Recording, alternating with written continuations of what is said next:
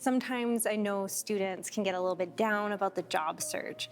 What are some of the common recruitment practices that can be hard on candidates? And maybe explain maybe what's happening from a recruitment perspective. Yeah, so I think one of the biggest ones is just not hearing back or sort of being ghosted, if you will, by an organization or recruiter. And I think that it is a pretty wide scale problem, unfortunately, still in sort of the whole recruitment and job search area.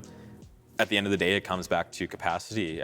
So again, with the recruiter being stretched in a million different directions and speaking with hundreds of different candidates and managing tens of different active searches, it really is a lot to manage and a lot to coordinate and stay on top of. And unfortunately, sometimes recruiters don't have time to get back to every single one of the hundreds or sometimes thousands of candidates that are expressing interest in their organization.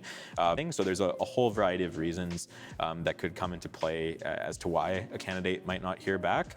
I think the best thing to do if you're in that situation is honestly just to reach out and ask.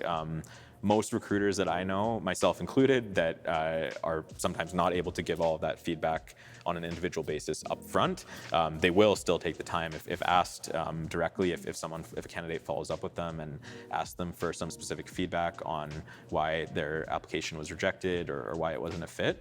I would say most of the recruiters I know would be happy to respond to that kind of feedback. It's just more of, again, the candidate taking some ownership into that as well.